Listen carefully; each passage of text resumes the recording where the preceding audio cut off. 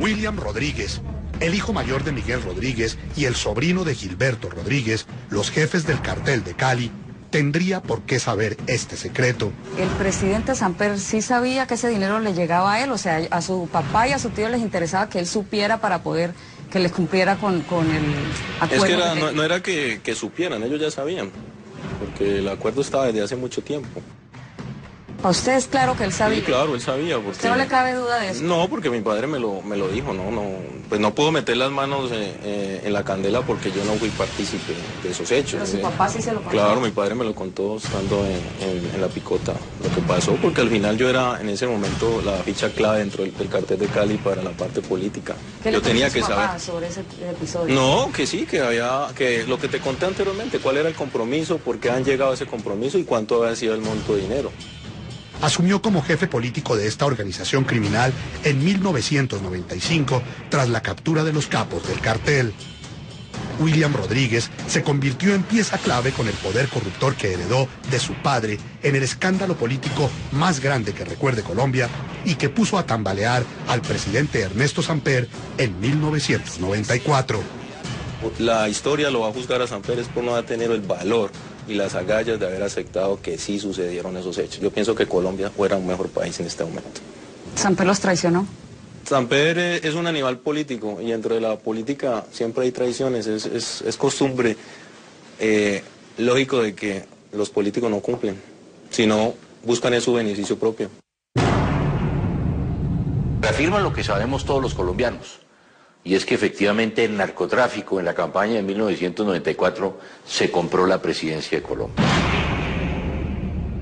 Yo lo que digo sobre ese tema, y lo reafirmo, es que al presidente Samper se le absolvió sin haberlo investigado el Congreso.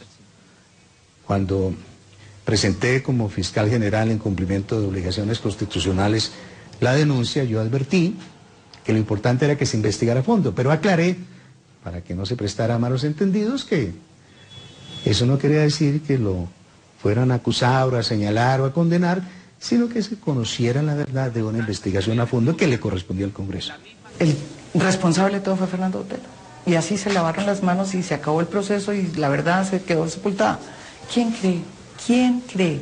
O sea, ¿qué periodista en este país que haya estado en ese momento viviendo lo que pasó en el proceso 8000 cree que realmente lo único grave fue la participación de Fernando Botero en el proceso 8000? O sea, que el responsable del proceso 8000 es Fernando Botero. No cree nadie.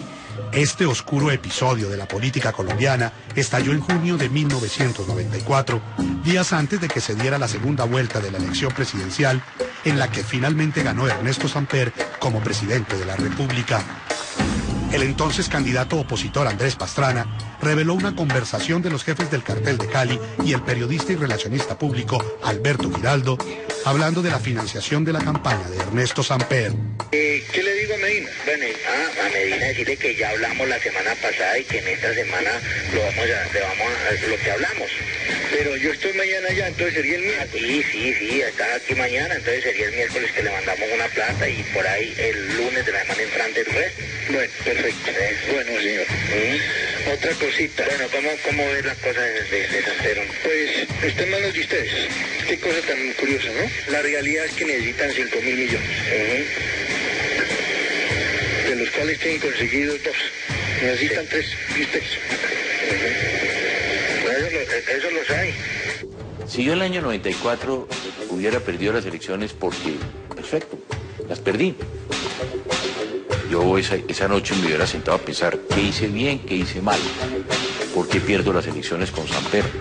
Me faltó ir a más sitios, me faltó conseguir más dinero, me faltó plantear mejores tesis o mejores programas. Perfecto, es como todo, esto es como un partido de fútbol. Se gana y se pierde. Y en la democracia para eso estamos, para ganar y para perder. Pero cuando tú pierdes, a sabiendas de que el narcotráfico fue el que se compró la presidencia colombiana. Dolido con lo que acababa de denunciar, Andrés Pastrana retó a Ernesto Samper a que declarara que a su campaña no había ingresado dinero del narcotráfico.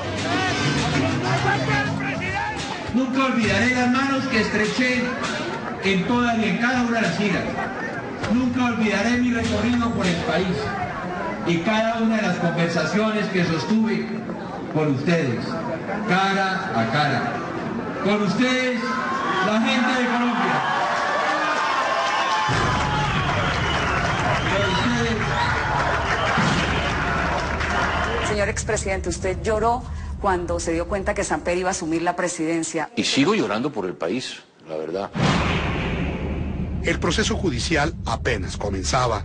El allanamiento en Cali a la oficina de Guillermo Palomari, el contador de los hermanos Rodríguez, dio paso a un sombrío capítulo en esta tormenta por los nexos de la mafia con las altas esferas de la política. Ese día encontraron documentos claves con la nómina del cartel, los pagos a las autoridades, congresistas, altos funcionarios, dirigentes deportivos y periodistas. Pese a que estaba en la mira de las autoridades, el cartel de Cali seguía sobornando para modificar las leyes a su conveniencia. ¿Cómo entregaba usted ese dinero a los congresistas? ¿Cómo entregar el dinero en efectivo? Porque ya debes de entender que ya no nos recibían cheques. Por lo que había pasado con el 8.000, era en efectivo. Y después del 8.000 uno creía que el escándalo los había hecho cambiar y que tenían mucho miedo. ¿Igual seguían recibiendo? Lo que pasa es que nos recibían porque al final sabían que éramos hombres que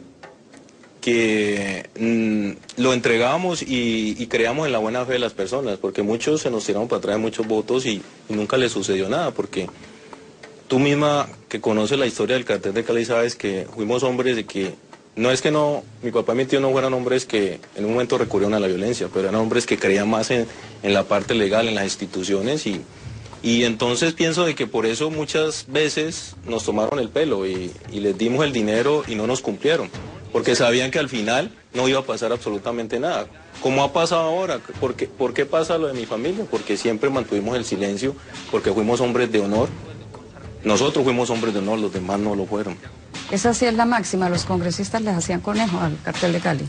Pues así lo pones tú, pero sí, muchas veces muchas personas recibieron dinero y no votaron o no llegaron a la plenaria o a la comisión. Pero muchas veces sí votaron como les prometieron. Sí, claro, como te dije. ¿Cuánto se pagaba por una ley, por el voto de una ley o cambiar el voto? Eso es reserva del sumario. Pero hay escalafones, ¿no? Pues sí, habían congresistas de un monto, habían otros de otro monto y había unos que... ¿Qué montos se manejaban más o menos? Entre 5.000 a $150.000. De acuerdo a la importancia de la ley. Y de acuerdo a la importancia del congresista. No, yo pienso que no era tanto... ¿O era la importancia del congresista? No, era la importancia de la capacidad de poder defender la ley, porque... No era lo mismo hablar con una persona que no tuviera una educación suficiente para tirar un discurso dentro de la comisión o dentro de la plenaria para defender el proyecto que una persona que no tuviera de pronto la formación jurídica para defender un proyecto. ¿Y usted a quién le aprendió eso del hecho de reunirse con congresistas y el hecho de ofrecerles dinero? Yo pienso que a mi padre, ¿no? Porque mi padre lo hizo durante muchos años. ¿Y ya usted lo veía normal dentro de la vida? No es que lo viera normal, simplemente era una estrategia de supervivencia. Estábamos peleando realmente una guerra jurídica en contra de los americanos y eran ellos o nosotros. A ver, lo que es triste, lo que digo, no pasa nada en el país. Yo creo que usted fue la única, esta entrevista, que debía haber sido una bomba en cualquier parte del mundo. Aquí no pasa nada. ¿Sabe qué es lo más triste? Que todos los medios la escondieron. Todos los medios taparon. Todos los medios no quisieron publicarla. Que fue lo mismo que pasó cuando iniciamos los cassettes. Nadie quiso sacarlos. Cuando yo hago la denuncia, cuando se conoce la denuncia inclusive por Álvaro Gómez en el noticiero 24 horas, en ese momento, ¿qué pasó? Nadie quiso publicarla. Pastrana es una patria, Pastrana es un mal perdedor. Y 4 años después se reconfirmó, o 3 años después, todo. Es que el proceso 8000 es una, digámoslo así, historia que ni ha terminado ni puede terminar. Tiene muchos elementos que, por supuesto, están ahí para que sean analizados y para que sean considerados, porque es el nexo y la vinculación de importantes sectores de la actividad nacional, en este caso la política, recibiendo recursos e ingresos de estas organizaciones mafiosas y delictivas. Por primera vez la mafia comienza a hablar. Y yo creo que No es un tema de si les creímos o no, es que para eso está la fiscalía. Si el señor William Rodríguez está mintiendo, eso lo tiene que decir la fiscalía. Pero es que ni siquiera eso ha hecho. Ni siquiera lo llaman. Ni siquiera lo ha llamado, no hay derecho. O sea, llámelo y después peleemos. Pero llámelo. Y si la fiscalía no lo hace, pues va a quedar muy mal. La sombra del 8000 vuelve a aparecer con el testimonio de un amigo del extesorero de la campaña, Santiago Medina. El testigo asustado contó a la fiscalía que Medina le había confiado en secreto sobre cómo se había dado la infiltración de los dineros calientes a la campaña de Samper y del acuerdo que se habría realizado. Ellos me recibieron de una manera muy cordial, muy amables, muy atentos. Estaban dispuestos a colaborar, a ayudarnos, a encontrarle una solución a todos sus problemas, a entregarse y colaborar con la justicia. Ante las evidencias, Medina fue capturado y decidió colaborar con la justicia. Bueno, las necesidades eran muy claras. Inicialmente, para la primera vuelta eran 1.000 millones de pesos. Para la segunda esperábamos conseguir 2.000 y nos dieron 4.000. A las pocas horas de la confesión de Santiago Medina, su indagatoria llegó a manos del gobierno sin justificación alguna. Situación que quedó evidenciada en una rueda de prensa que en su momento se convirtió en escándalo. Doctor Botero, nos acaban de informar de la Fiscalía que la indagatoria del señor Medina fue sustraída de la Fiscalía el día sábado, que incluso en este momento hay funcionarios de la DIJÍN tomando huellas, etcétera. ¿Cómo se explica usted que si esa indagatoria no se filtró a los medios de comunicación, usted prácticamente nos haya hecho un relato pormenorizado de su contenido? ¿El gobierno tuvo conocimiento de ese documento? El gobierno conoció un anónimo, porque vivimos en el país de los anónimos. Vivimos en el país en el que a través de la informalidad se impulsa la suspicacia y la contumelia. Este fue el inicio del proceso 8000, el episodio más turbulento del que se tenga noticia en la historia política reciente de Colombia, que originó un juicio contra el expresidente Samper. Yo era el tesorero fantástico, el excelente tesorero, la persona muy hábil para conseguir dinero, para el manejo de las relaciones públicas en el país, una persona que todo el mundo lo conocía, que todo el mundo lo admiraba. El 28 de julio resuelvo hablar y me convierto en el villano, en el ladrón, en el mentiroso, en el novelesco. El extesorero, hoy ya fallecido, fue acusado por el delito de enriquecimiento ilícito y condenado a 64 meses de prisión. Este hombre clave en el proceso 8000 acusó al presidente Samper y a su ministro de Defensa, Fernando Botero Sea, quien fue el gerente de la campaña, de tener conocimiento del ingreso del dinero del narcotráfico. ¿Sabía Samper concretamente de ese viaje suyo, de ese proyecto de viaje? Claro. A mí la primera persona que me envió a Cali fue el doctor Botero.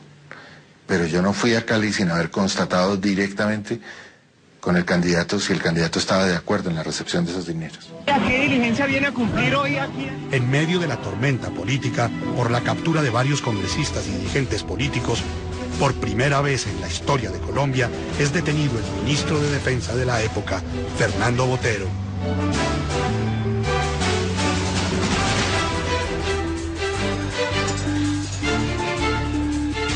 Y el exministro Botero, usted fue a tranquilizarlo diciéndole que ustedes podían detener la ley en el Congreso. Sí, íbamos a intentarlo, ¿no? Porque con esto fácil. Él no hablaba entonces ante los medios y si ustedes lo ayudaban a detener la ley. Claro, ese era el compromiso. ¿Qué les dijo él ese día? Que primero, yo tuve una reunión, yo tuve una llamada telefónica primero con él donde él me dice que no aguanta más, que necesita hablar conmigo, que él quiere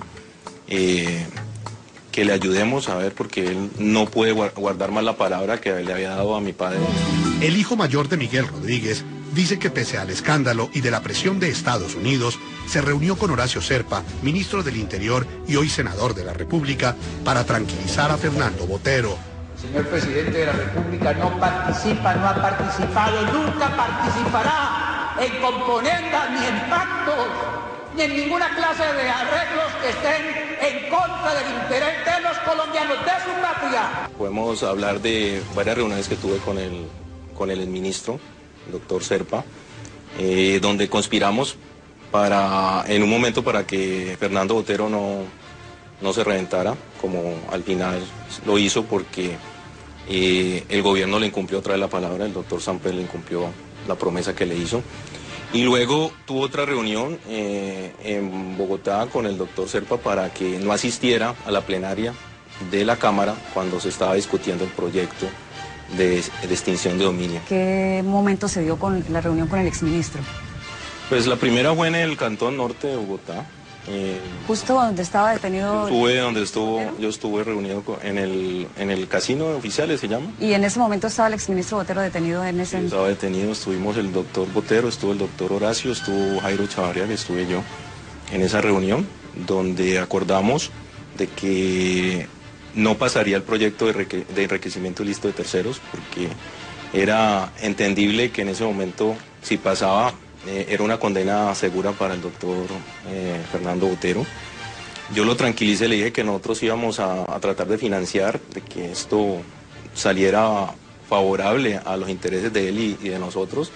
A una gran mayoría de colombianos no nos cabe duda de que saldrá bien librado, de que saldrá con la frente en alto para recibir no solo el aplauso, sino muchísimos merecimientos que la patria le tiene reservada a un joven tan especial de la política de Colombia. ¿Y el papel de Horacio Serpa esa noche cuál fue? Era el vocero del gobierno. ¿Y él qué le decía a Botero? Que se tranquilizaba. ¿Que ahí estaba usted como garantía? No era solamente que yo estaba como garantía, era que el doctor Samper se comprometía. ¿Y esa noche en qué quedaron? ¿Quedó tranquilo Botero y supuestamente no iba a hablar?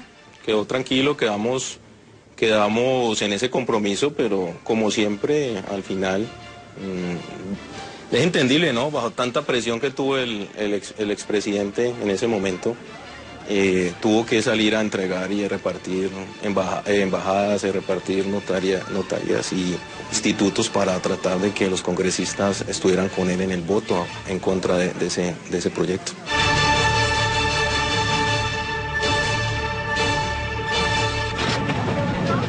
Pero ante la presión mediática, el narcomico, como fue conocido el artículo que pensaban colgarle a la ley que hacía imposible juzgar por enriquecimiento ilícito a las personas que habían recibido dinero del narcotráfico, se cayó en el Congreso y se salvó el proceso 8000.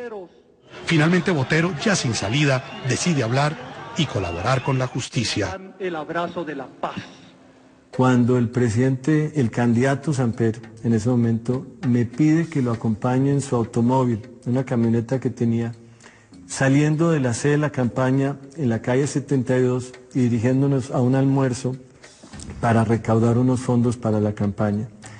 Y en ese momento estamos los dos en el carro, y de pronto me dice, oye Fer, va a tocar aceptar el dinero de esta gente. Cuando dijo esta gente, yo sabía exactamente de qué gente estaba hablando, porque la forma como él y yo nos referíamos a esa gente del cartel de Cali era con la expresión esa gente. En ese momento se dio la famosa declaración del expresidente Samper que quedó en la memoria de los colombianos. Los colombianos pueden tener la seguridad de que de comprobarse cualquier filtración de dinero, en cualquier caso su ingreso se habría producido a mis espaldas. Y el tema de sus espaldas esa es una de las máculas que tiene, se volvió casi ya un motu, ¿no? Cada vez que queremos decir que una personalidad política no quiere asumir su responsabilidad política, cogemos esa palabra los colombianos. Los que quieren que renuncie el doctor Ernesto Samper Pizano, mamola, como decía Jorge Eliezer Gaitán. Pienso que es un hombre brillante, un hombre que tuvo una carrera intachable. Lo único que le faltó fue ser presidente de Colombia, y yo pienso que los únicos dos lunares para mí del doctor Eliezer fue, primero, que escogió mal a las amistades, se murió con Samper, y segundo, pienso que él y Samper de pronto hubieran cambiado la historia de Colombia, donde realmente hubieran reconocido de que realmente sí sabían que el cartel de Cali había financiado la campaña presidencial del doctor Samper. No va a renunciar, que quede bien claro, Ernesto Samper Pizano a la presidencia de la República, porque tiene títulos y méritos y legitimidad y respaldo en esta Colombia grande y grata para mantener el ejercicio presidencial. Y cuando estalla ese escándalo, pues ya sale a luz pública todo ese compromiso que tenía el doctor Samper con ellos, que lo adquirió en España.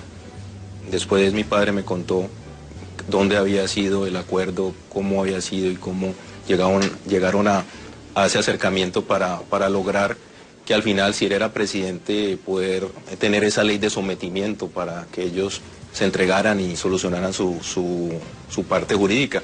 También era un acuerdo que no solamente los incluía a ellos, era un acuerdo general donde se planteaba terminar con el negocio del narcotráfico en Colombia, donde muchas personas, en ese momento mi padre y mi tío tenían mucho liderazgo dentro del narcotráfico, eran los nuevos jefes, eran los nuevos amos del mundo del narcotráfico después de lo de Pablo Escobar. Y habían juntado a muchas personas dispuestas a entregarse y terminar el negocio en Colombia.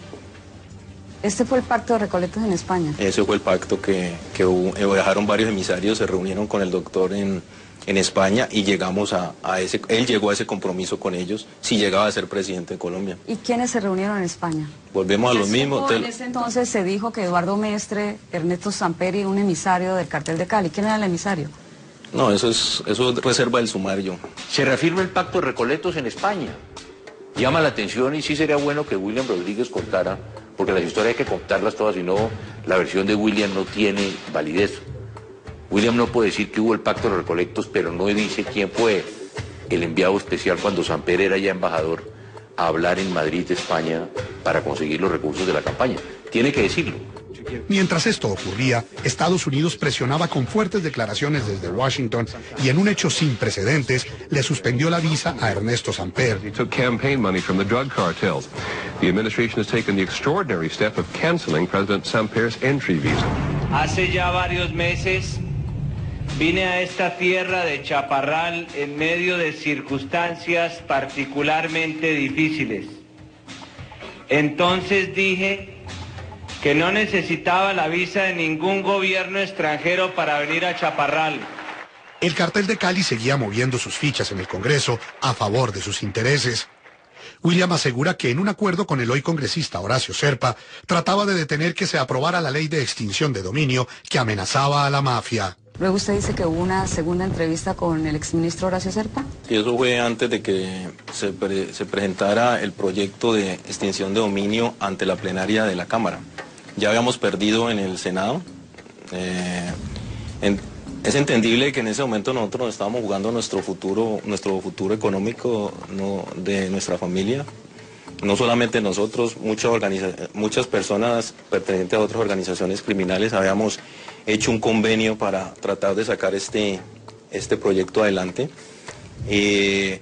Sabíamos que siempre el último discurso lo daba el doctor Serpa en la plenaria, si tú que seguiste juiciosamente los debates de todos estos proyectos, debes saber que el antepenúltimo era Lucio y el último era el doctor Horacio. Con su gran oratoria cambiaba totalmente las conciencias de los congresistas.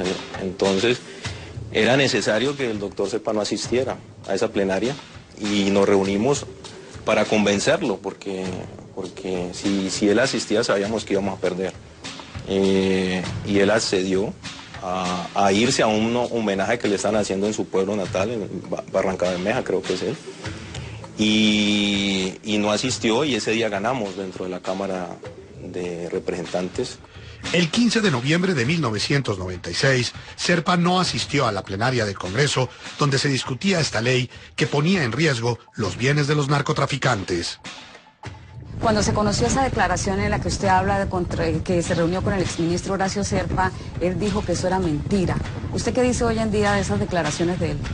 Yo lo invito a él para que de una vez definamos y que todo el mundo se quite esa duda de quién está diciendo la verdad, si él o yo. Hay muchas pruebas yo estoy dispuesto a someterme a un polígrafo, a ver si estoy diciendo mentiras. Yo lo invito a él que nos sometamos y que aclaremos esto. Si yo pierdo, estoy dispuesto a irme para Colombia y renunciar a todos los beneficios que tengo en este país. ¿A qué estaría dispuesto él?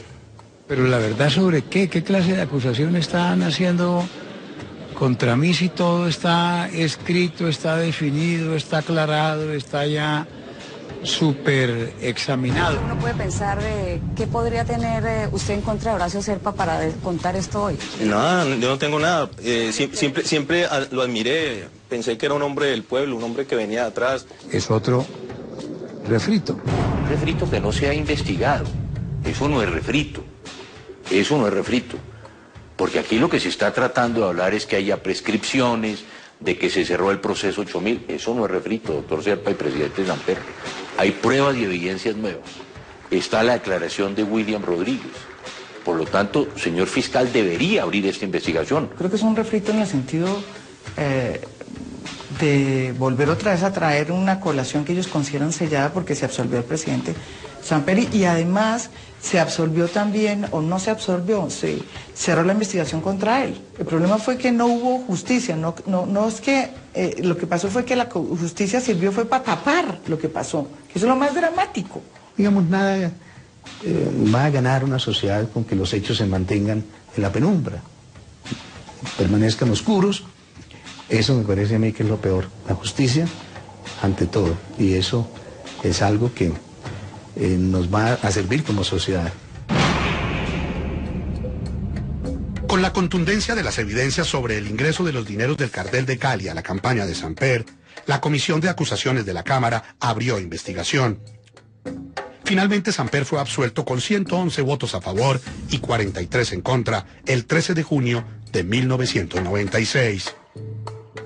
Colombianos, el día de ayer fue uno de los mejores de los últimos tiempos.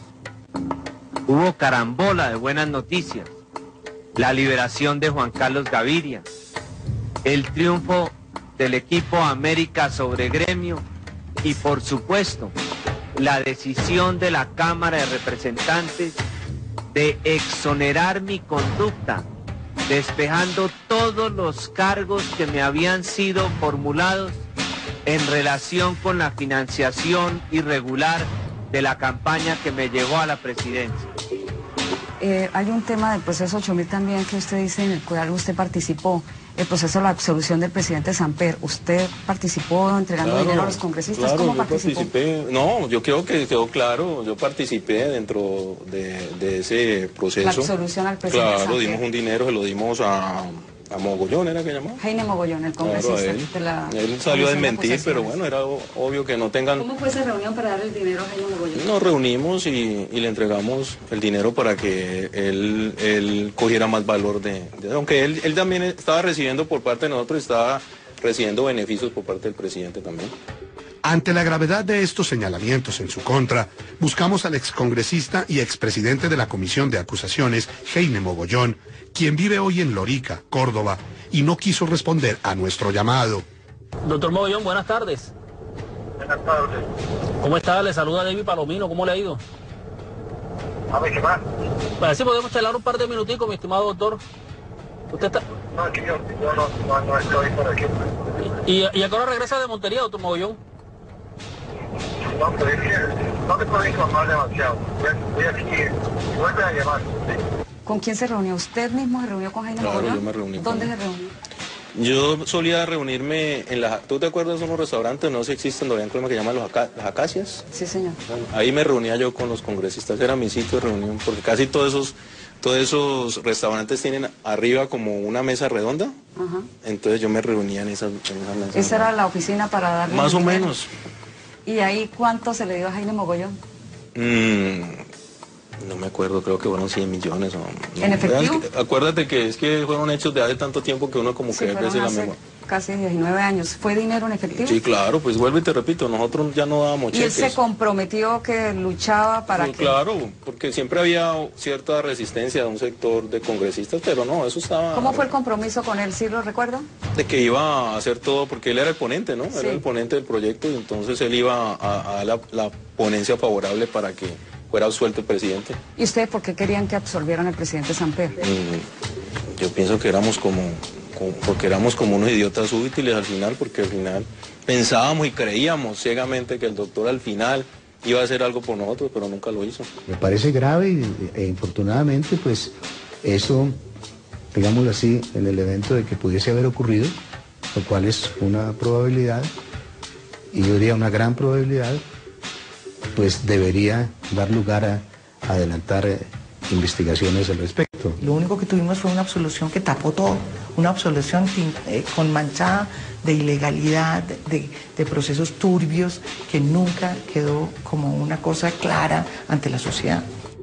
Hoy, William Rodríguez reconoce que su familia tenía un pacto de silencio, confiados en que Samper les cumpliría su promesa. Siempre el doctor Samper nos advirtió a través de muchos emisarios de que ojo con lo que íbamos a hacer, porque él podía tomar una decisión administrativamente de extraditarlos a los Estados Unidos. Bueno, su papá, su tío, ni usted nunca quisieron hablar. ¿Por qué no hablamos? Porque en ese momento las directrices las manejaba mi padre y mi tío, y son hombres de una cultura y principios del no hablar, del silencio. Es respetable, es su forma de ver la vida. Pensaron de que de pronto no hablando iban a lograr en algún momento tener algún beneficio de parte de este gobierno, de pronto el que seguía, que nosotros aspiramos que fuera el del doctor Serpa. Pienso de que es una forma de ver la vida y es respetable, ¿no? Mi padre vino a los Estados Unidos, asumió su responsabilidad y hoy lo más seguro es que va a morir en una prisión, por eso, porque es un hombre, es su forma de ver la vida. Yo ahora creo que de pronto me equivoqué a guardar tanto silencio porque he sido cómplice de los corruptos. Entonces hoy quiero contar la verdadera historia, como lo he hecho en mi libro, donde he contado todos los hechos que pasaron durante toda esta historia dentro de una organización criminal. ¿Su papá y su tío siempre guardaban la esperanza de que Samper les iba a cumplir la palabra? Claro, siempre creímos que sí, porque habíamos tenido una relación durante más de 10 años con él, siempre nos había cumplido.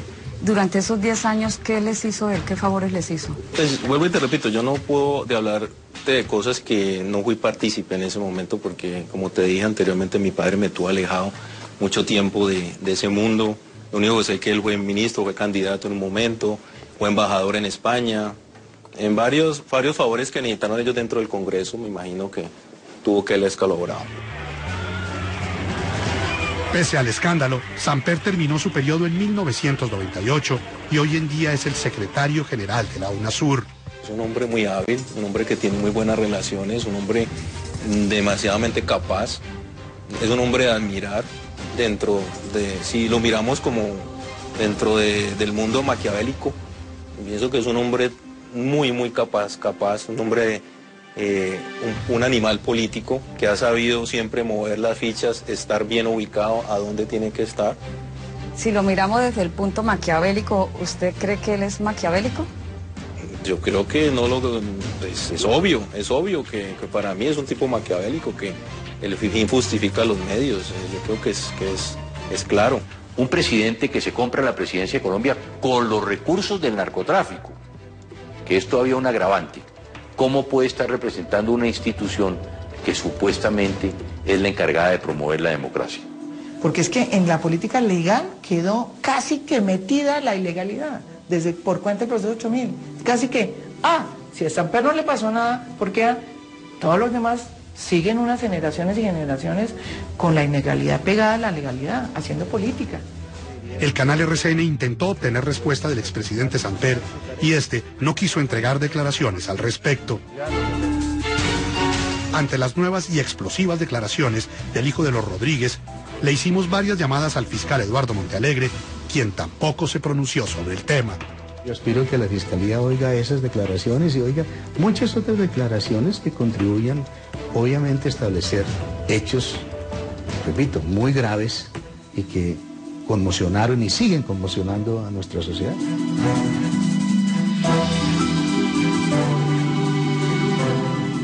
Además de las fuertes declaraciones contra el expresidente Ernesto Samper y el hoy congresista Horacio Serpa, William Rodríguez también involucró al gobierno del expresidente Andrés Pastrana en un episodio que, asegura, sirvió para que Miguel y Gilberto Rodríguez fueran trasladados a una cárcel cerca a su familia. Cuando se presentó el traslado de mi padre y mi tío a Palmira, Y fue por un favor que el gobierno nos pidió en ese momento, que era que Aparicio cambiara su versión en contra del exministro Leiva, creo que se llama, que era una persona cercana a la FARC y a la Casa Pastrana para poder lograr el famoso acercamiento para el proceso de paz del Caguán. El traslado existió y el traslado se hizo por cuestiones médicas. Usted sabe que el Código Penitenciario establece que cuando hay por problemas de salud posibilidades de que sea trasladado cerca de sus familiares, se hace. Un emisario de la Casa Pastrana estuvo en La Picota y le solicitó ese favor a mi padre y a mi tío. Y ahí logramos un acercamiento y por eso se logró el traslado de mi padre y mi tío a Palmira en ese momento. ¿Se trasladaron a Palmira? Pero no hubo acuerdo. No, ningún tipo de acuerdo. Y ahí están los documentos y los datos por qué fue que se trasladaron. Pues claro que hubo un acuerdo, entonces hubo para que... Pero yo pienso que lo que tú estás diciendo, había orden expresa de las autoridades americanas que los Rodríguez tenían que estar en La Picota. ¿Por qué pasó ese traslado? En un libro, creo que en el cartel de los sapos dice que fue porque desapiaron un túnel. ¿Tú piensas que a mi papá y a mi tío los iban? Tú que conoces más la historia del cartel de Cali, toda la persecución, iban a trasladar a mi padre y a mi tío sin la autorización del presidente, sin la autorización del director de la policía, sin la autorización del jefe del DAS. Es ilógico pensar una cosa de esas. Eso se dio con un orden presidencial. El heredero político hoy en día reconoce sin problemas su administración en la sombra durante 6 años del equipo América de Cali. Dice que mientras llevó sus riendas en la clandestinidad, ganó 5 estrellas porque manejaba al equipo como a una empresa. Usted dice que usted dirigió el equipo del América durante muchos años. ¿Esto cómo se lograba? ¿Eso en los papeles estaba? ¿Cómo lo hacían para dirigir el América ustedes? Pues nosotros, yo pienso que todo el mundo lo sabía. Pero no públicamente se decía. No, todo el mundo sabía, pero no sé por qué había ese, como esa... todo el mundo sabía quiénes manejamos el América. En un momento se supo que lo manejaba mi padre. En un momento lo manejó mi tía, pero mi tía sí estaba dentro de la organización. Cuando se supo fue escándalo. ¿Cómo? Cuando se supo fue un escándalo. Antes nadie había hecho el escándalo. Por eso, pero es que vuelvo y te repito. Ningún delincuente llega al lugar que nosotros llegamos sin el auxilio del establecimiento y de la sociedad. Eso es muy claro. Desde el año 86 había una ley que llamaba la ley del deporte, que podía intervenir los equipos. ¿Por qué no intervino en la América? Eso no es problema de nosotros. ¿Su papá cómo se mete a la América? Mi padre comienza en el América en el 79. En ese momento mi padre era un próspero empresario. La gente desconocía de pronto cuál era su otra actividad. Un sector de la junta directiva decide traer al doctor Gabriel Ochoa a la América y en ese momento aparecen unos socios que quieren ayudar al equipo, entre los cuales está mi papá, y traen 3 o 4 jugadores, traen 3 jugadores importantes, que fue Gay, que era el arquero, traen a Bataglia, que era un delantero, y traen a González aquí, un volante de marca, y América es campeón por primera vez después de 50 años. Entonces, de gratitud, mi papá es invitado a que forme parte, y mi papá fue vicepresidente de la América por mucho tiempo. ¿Usted le recibe el legado a su papá de la América?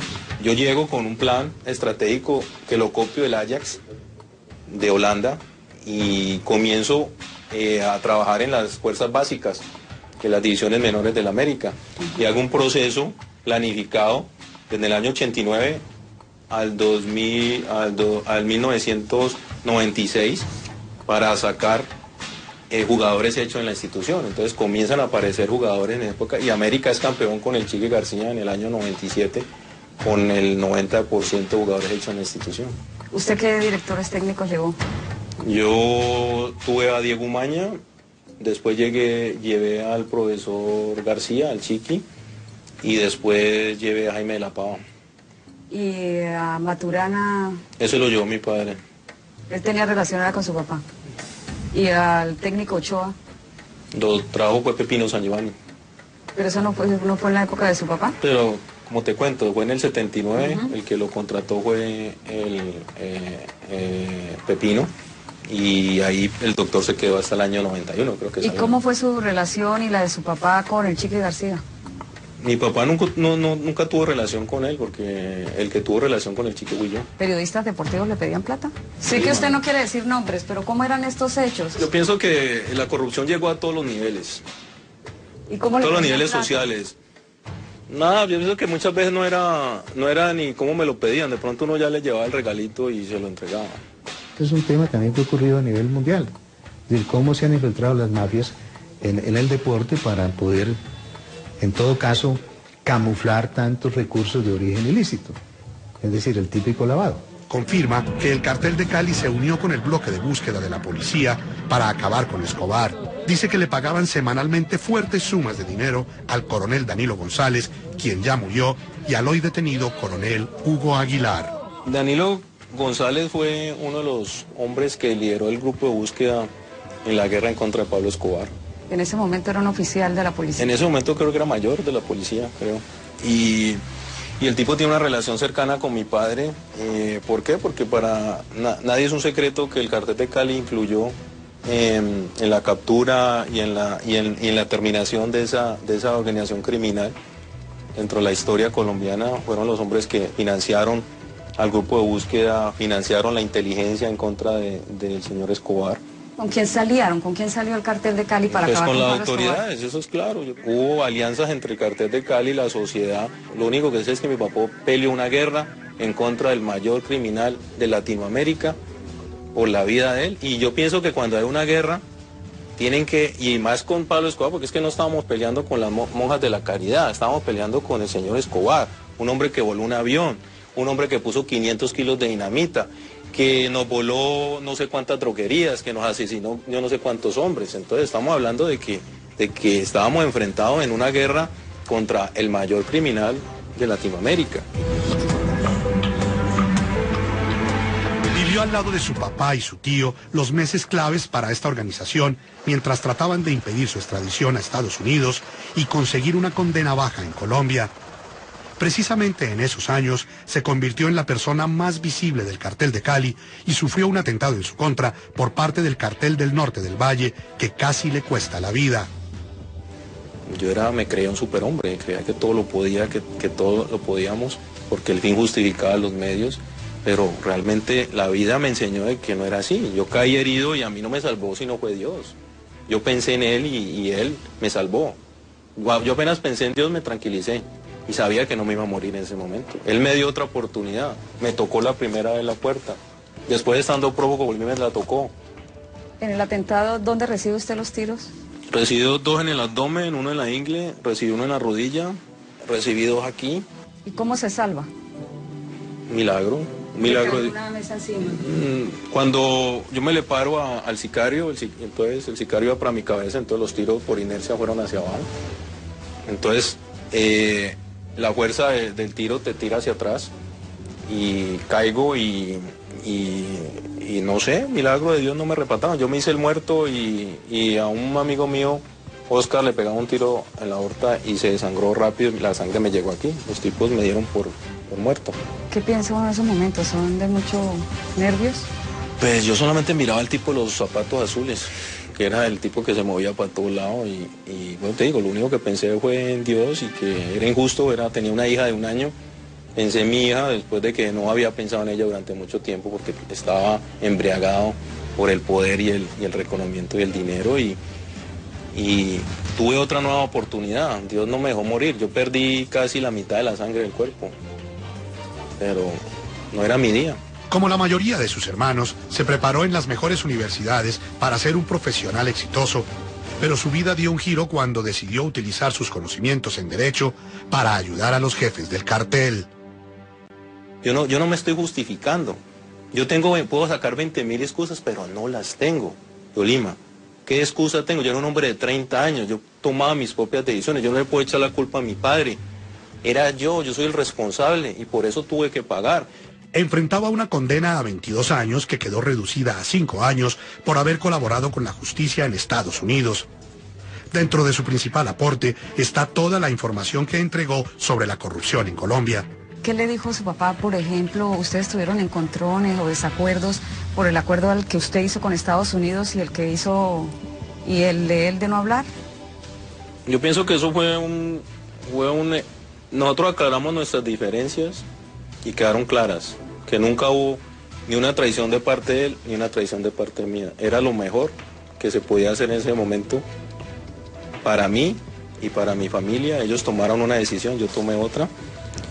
Y yo pienso que de parte mía quedó sanado ese episodio. Yo no sé si de parte de él, creo que sí. Hoy en día, los capos del cartel de Cali, quienes en la década de los 90 llegaron a tener todo el poder político con su habilidad para corromper con el dinero del narcotráfico, siguen detenidos en cárceles en Estados Unidos y purgan condenas a 30 años. ¿Era a su papá y a su tío en la cárcel? ¿Qué significa eso? No, pues es muy difícil porque yo no puedo decir que yo no quiera a mi tío y pues ver a lo mejor que mueran en una cárcel, pues es muy difícil, ¿no? Como miembro de una familia. No puedo disculparlos porque al final pienso que nos equivocamos y tomamos las decisiones equivocadas y al final hemos reconocido nuestros errores y hemos pagado por ellos. Yo pienso que ha sido la familia que más ha sido perseguida, la familia que más ha vivido este estigma de esta maldición. Entonces es una tragedia que al final no sé si valió la pena todo este esfuerzo, toda esta riqueza, todo este poder, porque al final ¿qué quedó? No quedó nada. A sus 49 años, el hijo mayor del máximo jefe del cartel de Cali tiene una nueva vida en libertad en Miami al lado de su esposa y sus 2 hijas y trabaja en una pequeña empresa de construcción en esa ciudad. Yo a mi papá lo he visto en los últimos 12 años, lo he visto 2 veces. ¿Cuándo fue la última vez que lo vio? Yo lo dejé ver en el 2002, un día que me despedí, que hablamos. Él siempre era optimista, me decía, no, eso no va a pasar, no te van a pedir en extradición. Yo sabía que mi suerte estaba echada. Y ese día nos despedimos y vi un hombre fuerte, un hombre de vigor y después de ¿cuántos años? Después de 2 años vuelvo y lo veo y ya veo un hombre ya mayor. Me causó impacto, ¿no? De ver un hombre con el vigor, con la fortaleza que tenía mi viejo, era un hombre ya mayor, un hombre ya más pausado, un hombre más resignado a su suerte.